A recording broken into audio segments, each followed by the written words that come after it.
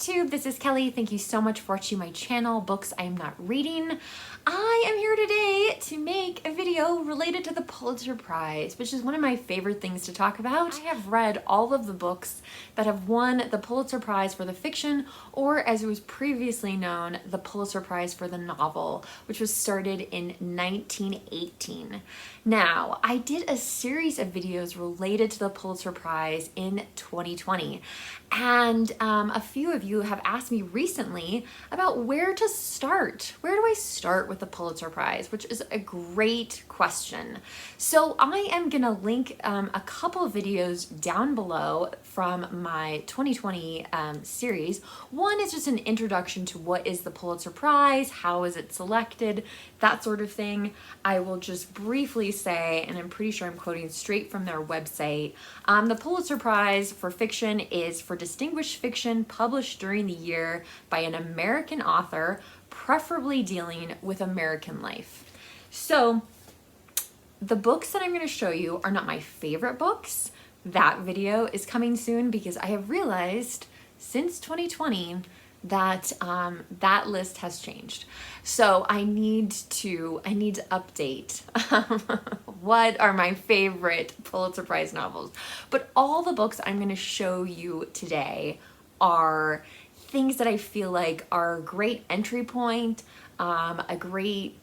they're accessible, they are not intimidating. So many people on Booktube love Lonesome Dove, which I completely get and understand, but it's also a really huge book. I would also say, just as a brief bit of advice, that if you are planning on reading all of the books that have won the Pulitzer Prize for fiction, do not try to read them in order. That's just my own thing. I'd also love to hear from you in the comment section as far as what you think are accessible or books that are a really easy start to the Pulitzer Prize for fiction. I have tried to spread these out over time, but yeah, there's definitely several decades missing in here. So the first book on my list is The Age of Innocence by Edith Wharton. And the reason why I grabbed this one is there's a lot of people who watch my channel who read classics, and so, you know, if you like books that are classics, guess what? The Age of Innocence is a Pulitzer Prize that has stood the test of time, and it feels very much like maybe something like Howard's End. Edith Wharton won the prize in 1921, which I do give the Pulitzer Prize props for selecting a woman author so early on in its history. This is about old New York. Now, if you realize it's being published or won the prize in 1921. So old New York, like maybe more turn of the century kind of New York. The main character is a Newland Archer, and he is engaged and getting ready for his wedding, and a stranger, a very mysterious nonconformist woman appears on the scene and changes everything. Next book on my list is The Good Earth by Pearl S. Buck. This won the Pulitzer Prize for fiction in 1932, and it is one of those unusual ones because it takes place in China. It was written by an American, and this is what she knew. This is what she saw. It's about some very poor farmers in China and what they experienced. But it's also a very universal story. I really enjoyed this book. The writing's excellent. Pearl S. Buck would go on to win the Nobel Prize for literature.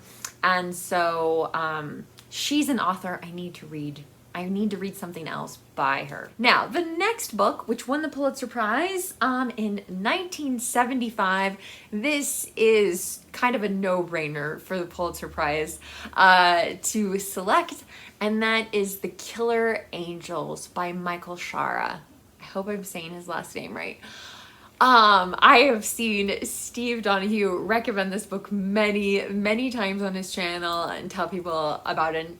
tell people to stay away from another Civil War Pulitzer winner and read this instead. And I do feel like this is the more accessible book.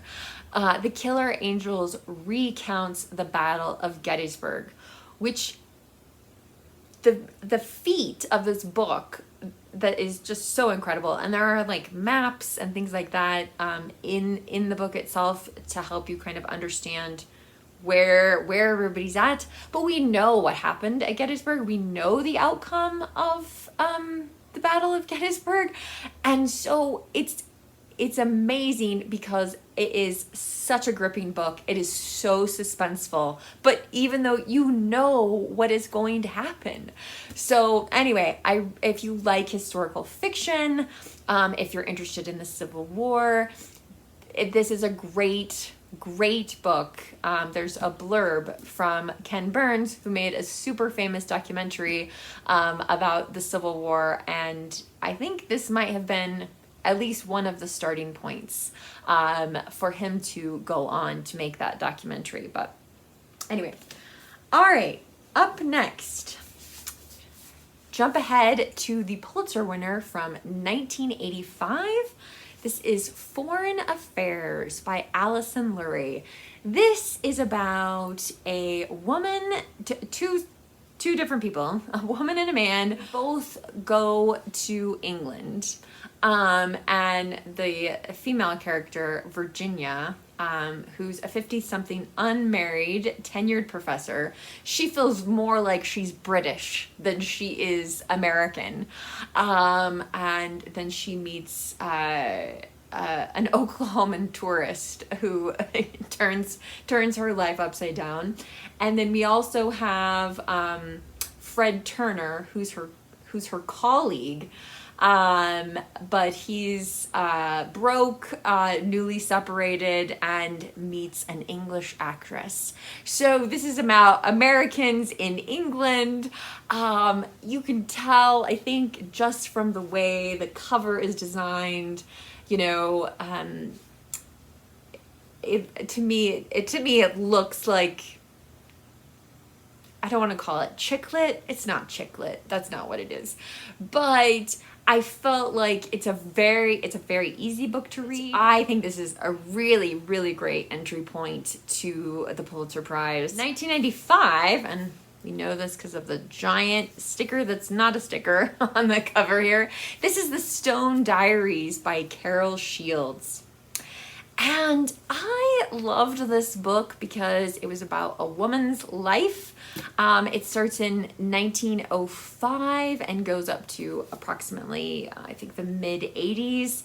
I'm trying to remember the main character. Yeah, the main character's name is Daisy Stone Goodwill. And Carol Shields was... she had dual citizenship between Canada and America. I didn't really know what to expect from this book. And it's just really the story of a woman's life. And it starts in Canada, and they move to the States. But I just found it a really compelling story. Writing is super strong.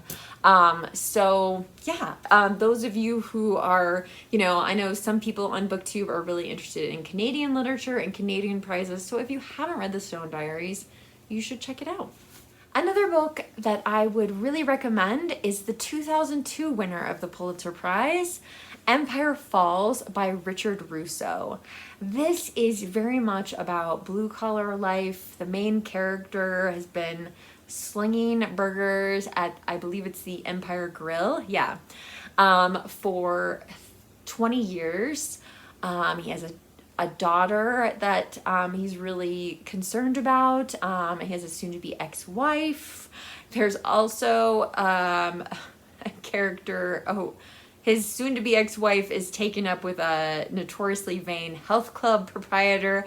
And then there's also another woman who owns everything in town, and she also feels that way about the main character. So again, Richard Russo, excellent writer. I've read another book by him based on Booktube recommendations, which is Straight Man.